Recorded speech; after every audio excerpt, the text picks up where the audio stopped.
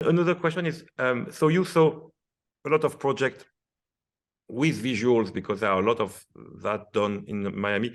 Which is there any visual and music experience that you say right away, oh, that I really love, that I thought was really fantastic? I can't think of anything off the top of my head that I thought was very successful. I've seen a bunch of them, bunch of experiences that have been interesting, but nothing that I could say, wow, that really was, that really was spectacular. So I've yet to really see that in town. Like you say, there are opportunities to do that. Most of the time, they're at the New World Center. They're typically, it's typically something that the New World Symphony is involved in, and they have brought some visual artists. Actually, there was actually one time when the fellows, like you were saying, talking to the fellows actually generated, this is going back about 5 or 6 years, generated an evening concert of works that had a video component to them.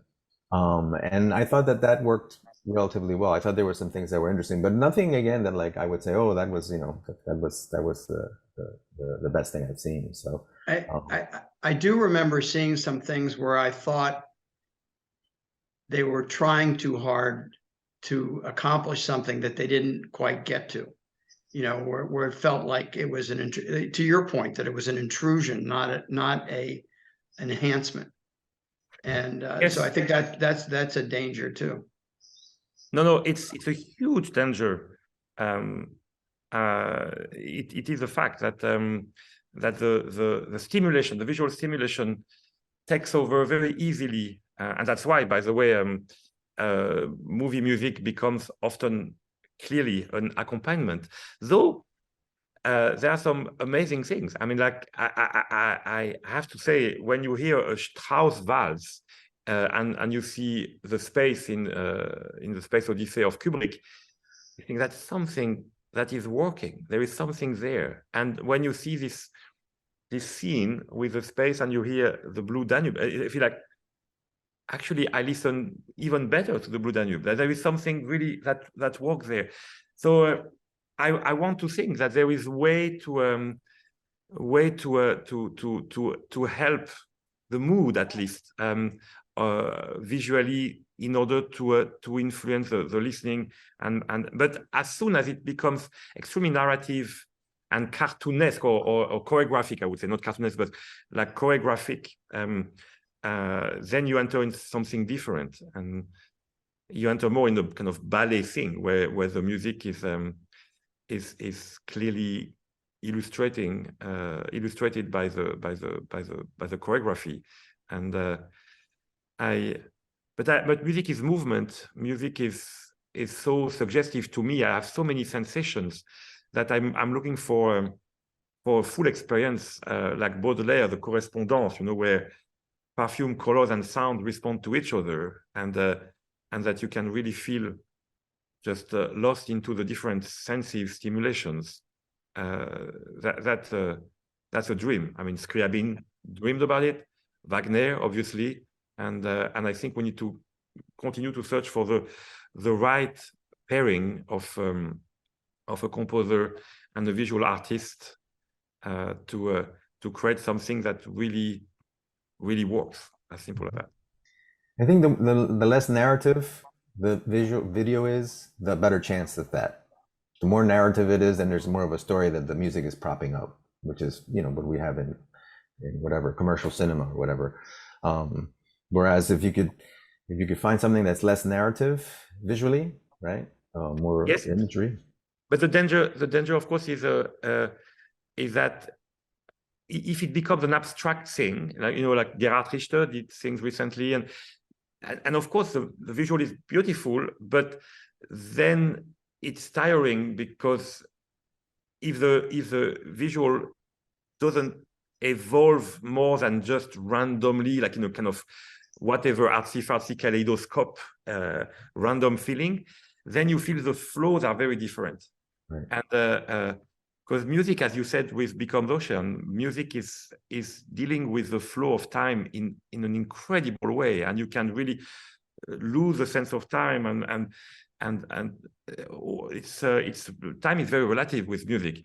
But then if you're obliged to see something that doesn't really follow the flow that you feel yourself visually, the flow of the music visually, then it can be just a dissonance, let's say. True. I think what comes to mind, and I know we're running out of time, but what comes to mind is the Philip Glass, Robert Wilson collaborations. Yeah. Because those are, Einstein on the Beach, and then the other ones that he started writing after that, not necessarily with Robert Wilson, but I think that beginning with Robert Wilson, who was already writing kind of a quasi non-narrative, it's narrative but it's non-narrative type of libretto, if you will, for lack of a better word. I mean, Einstein on the Beach is about Einstein, but it's in such a kind of abstract, juxtaposed way about Einstein that I think that kind of helps Glass's music for sure in that context. But that's what I'm thinking, more of that type of a non-narrative world, not necessarily just a bunch of abstractions or whatever, but something that has some sort of relationship to each other, but it's done in such a way that it's kind of stretched out over time. Yeah. This is something that I heard years ago. I never hear anybody talk about it anymore. And I don't know if it's a cliche and that's why people don't mention it. But I remember a long time ago when I was young and somebody saying to me, well, music is the most abstract of the arts.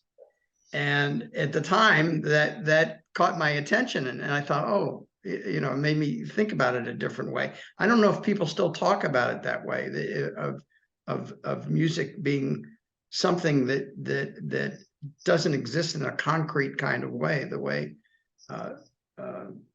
things that people make exist. No, for sure. Schopenhauer would say it's a super art and makes it like a different thing. And even what was it that was interesting? That music is actually an adjective somehow, belonging to the muse, and so it is a very special art, and I totally believe that it's necessary today that we offer music as an introspective experience shared with people that really connect with your soul, and so make you just free your imagination mind without imposing more than just seeing the musicians. And it's a fascinating aspect, by the way, when you see musicians playing music and being inspired by music and personifying music, possessed by music, they're beautiful to look at. Whatever body style, clothes, they could offer, you can definitely look at that person for hours. If somebody plays, I don't know, Bach suites, for instance, if that person plays well, that person is beautiful to look at, point. And so that's an interesting aspect of it. So what can you do that can match that or even enhance that is a real question, and it's a hard one. But I think it must be possible to find ways, and if there is one place that can be created, is at the New World Symphony, because everything's possible. The musicians are open-minded, enthusiastic, young, and the facilities is extraordinary. You have all the possibilities, so it's a great canvas to invent the future.